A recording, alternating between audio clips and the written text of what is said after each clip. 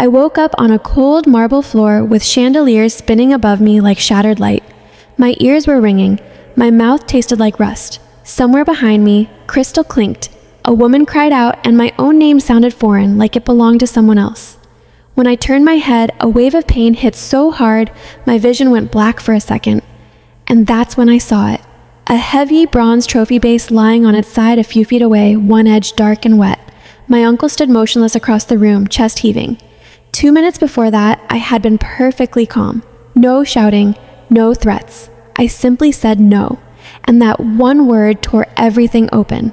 Let me go back to the beginning, because none of what happened that evening makes sense unless you understand who I am and what I built before I ever walked through those doors. My name is Serena. I'm 28 years old and I work in residential renovation. Not the kind you see on television with big reveal moments and dramatic before and after shots. The real kind. The kind where you're pulling up rotted subfloor at 7 in the morning and sealing window frames at midnight because the rain is coming and the client can't wait. My hands show it. My schedule shows it. People meet me and assume I landed there by accident, like I was filling in until something better came along.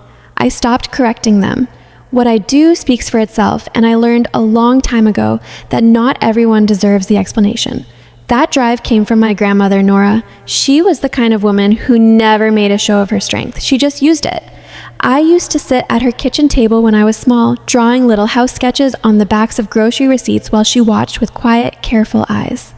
She'd let me finish, then lean forward and say, "Whatever you build, Serena, make sure it can carry the weight." When she died, she left me a small parcel of land about 40 minutes outside the city. Overgrown, uneven, sloped in all the wrong places. My family laughed it off. My mother called it a burden. My uncle called it worthless. I called it mine. I spent 4 years turning that land into a home. I worked construction jobs during the day and drove out to the property every weekend, sometimes weeknights too, learning as I went. I pulled permits. I poured concrete. I stayed up late watching tutorials and woke up early to test what I'd learned. When money ran thin, I skipped luxuries and kept going. When I fractured a finger on a job site, I splinted it myself and finished the week. When I locked my front door for the very first time and felt the bolt slide into place, I stood there for a full minute, just breathing. My family never once came to see it. To them, my value had always been measured differently. I have a younger cousin named Brianna, the kind of girl who fills a room without trying. She was always the center, always the one who needed protecting, always the one people orbited without thinking about it. I don't say that with bitterness. It's just the truth of how our family worked. I was the reliable one, which in our household meant I was the invisible one. So when Brianna announced her engagement, everyone called it a celebration, a chance for healing, a beautiful new beginning for the whole family. I wanted to believe that. I really did. The reception was held at one of those venues that photograph beautifully and feel hollow in person. Vaulted ceilings, mirror panels, white flowers arranged with too much precision, everything designed to perform wealth rather than hold warmth. I arrived alone and felt the shift in the room the moment I walked in, eyes landing on me and sliding away, my name on a card at a table tucked near the side wall, visible but marginal, close enough to include, far enough to signal where I stood. Brianna was stunning. She moved through the evening like she was already living inside a highlight reel, laughing easily, leaning into her fiancé, shining. My aunt and uncle were right behind her the whole time, greeting guests, adjusting flowers, inserting themselves into every photograph. No one introduced me as anything meaningful. When a family friend asked what I did for work, my aunt smiled with tight eyes and said, "Oh, Serena's in construction," the way someone might say she collects old receipts, like it was a quirk. Like it wasn't the thing I'd given everything to. Dinner hadn't started yet when my uncle appeared at my side. Marcus didn't sit down. He stood just behind my chair with one hand resting on its back, a posture that looked casual and felt like a claim. "Quite the event," he said, scanning the room. "It is," I said. My aunt arrived seconds later, her smile already in position. Patricia had a way of packaging pressure inside pleasantries, every word warm on the surface and weighted underneath. "We just need a quick word," she said. "It won't take long." And there it was, that pressure, like something pressing against the back of my ribs. They didn't ask how I was doing. They didn't mention my work, my house, my life. They moved straight to the point the way people do when they've already decided the outcome of a conversation and are just waiting for you to catch up. Brianna was starting fresh, Marcus said. She and her new husband needed a foundation, something stable, something real.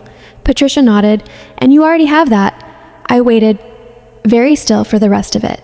The solution was simple, my uncle said. I would transfer my property into Brianna's name, just temporarily, just on paper. They would handle everything from there. I asked one question. What happens to me?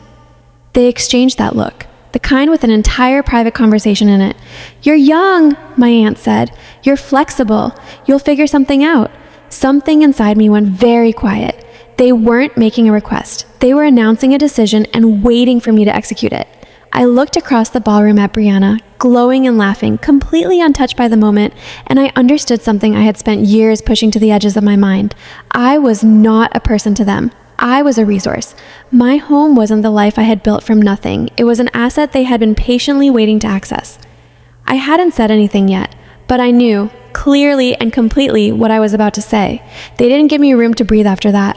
Marcus leaned closer, his voice dropping into that tight, certain register men like him use when they're not used to being told no. You'll do what's right, he said. That's who you are. Patricia's eyes went soft in that practiced way. Think about your cousin. Think about this family. You don't want to be the reason this day gets ruined. The word ruin settled in my chest like a stone. I looked around the room. Crystal glasses, white tablecloths, guests who had no idea that my entire life was being reallocated in a quiet corner of the dance floor. I thought about the nights I ate plain rice to afford lumber. I thought about the morning I locked my front door for the first time. I thought about Nora, her hands around that chipped mug, watching me sketch floor plans on grocery receipts. I looked back at them. I'm not transferring my property, I said. Steady, even, clear. My aunt's smile fractured. Don't make this harder than it needs to be, she whispered. You're being selfish, Marcus said, louder now. I'm being honest, I replied. The temperature in our corner of the room changed. Nearby guests began to shift. Conversations quieted. My uncle's voice rose, edges fraying now, the polished surface beginning to crack. He said things about gratitude, about what the family had done for me, about how everything I had traced back to them, as though 4 years of labor and sacrifice were simply a loan I'd forgotten to acknowledge. I stood up. The land came from Nora, I said. The house came from me. I picked up my bag. I turned to leave. I remember thinking how strange it was that my hands weren't shaking, how quiet everything felt inside me, even as the room buzzed around me. I took 2 steps. Then I heard it. Movement, fast and purposeful. I turned just far enough to see my uncle's face change, something unguarded and furious breaking through the composed exterior here he'd spent decades building. His hand closed around the bronze trophy base from the centerpiece. There was no warning. There was no pause. Just the sound of something heavy cutting through air, and then the world disappeared. I came back in fragments. Sound first. A ringing that didn't stop, high and relentless. Then light, painfully white. My eyelids fought it. My whole body felt like it had been left somewhere else, and I was only just now returning to it. The floor. Cold, smooth marble pressing against the side of my face. My shoulder ached from where I'd landed. When I tried to move, nausea rose so fast I had to stop breathing through my nose and wait for it to pass. Somewhere nearby, someone screamed my name. Another voice was calling for security. I could taste blood in my mouth, and I knew without reaching up that my head was cut. I turned my head just slightly. The bronze centerpiece lay on its side a few feet away, one curved edge dark. It looked completely wrong on that polished floor, like something that had fallen out of a different world entirely. Marcus was still standing. His breathing was ragged, his expression fractured between fury and something that might have been shock at himself. Then his eyes found me, and whatever hesitation was there dissolved. You don't turn your back on family, he shouted. You don't walk away from us. A figure stepped between us. That's enough.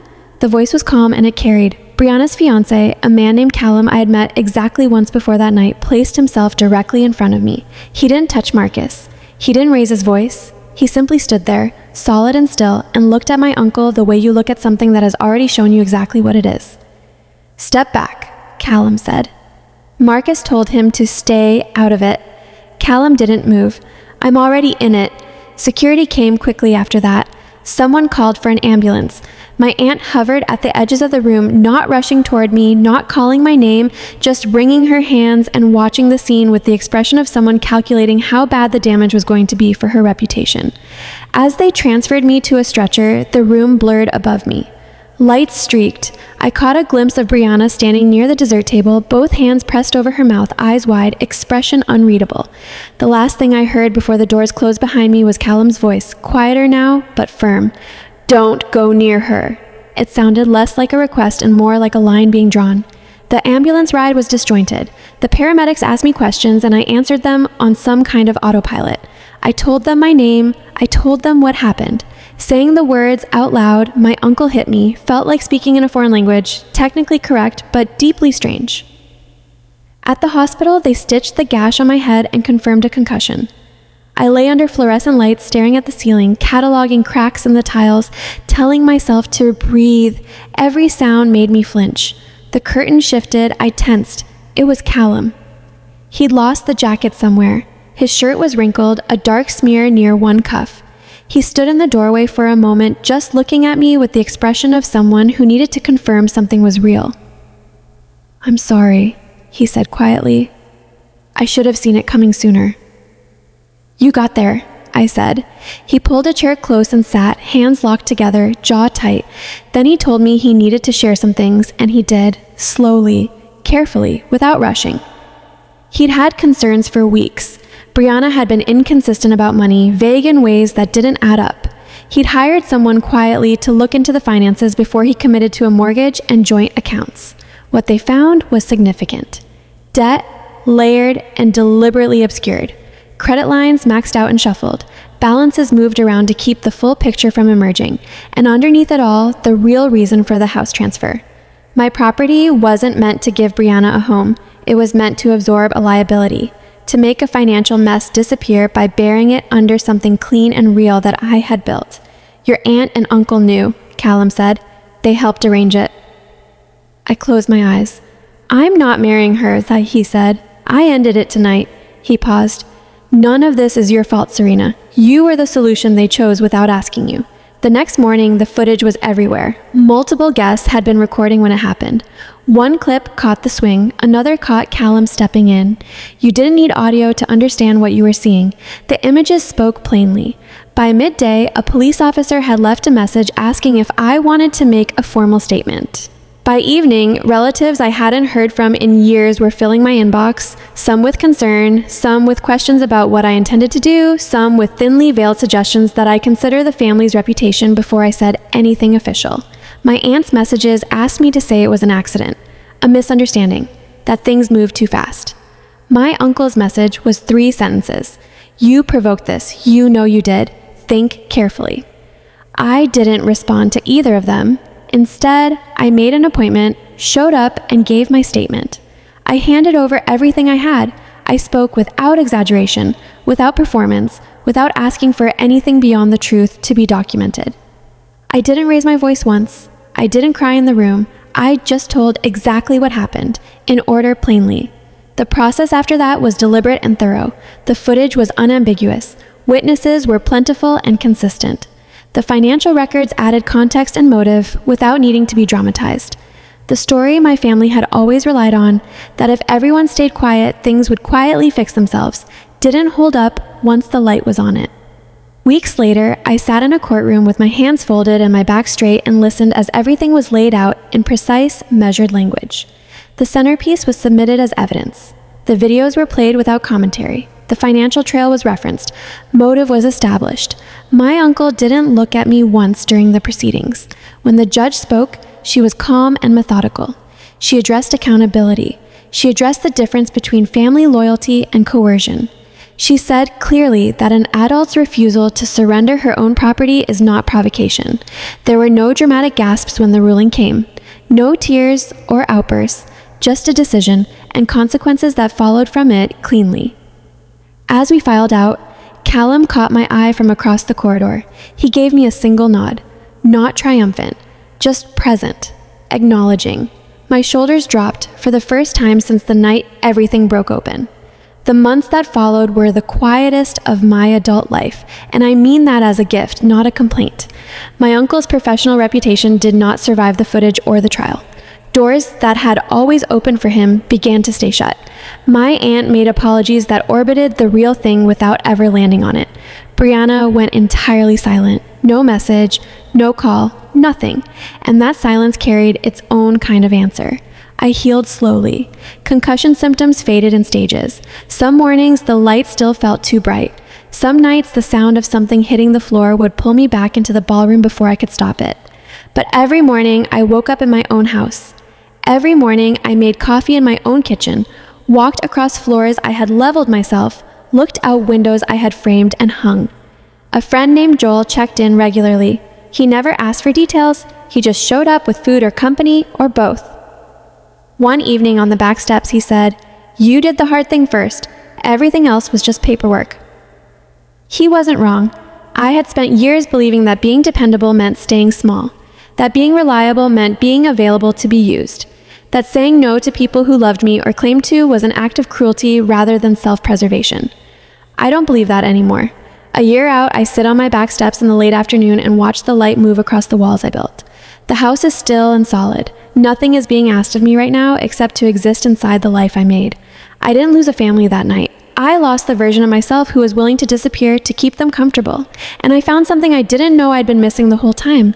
The knowledge that I am allowed to take up space. That my life's work belongs to me. That love that comes with a condition attached isn't love at all. If you've ever had to protect yourself from the people who were supposed to protect you, I want you to know it's possible to come out the other side of it with your name, your home, and your sense of yourself still intact. Drop your story in the comments and subscribe so you don't miss what comes next.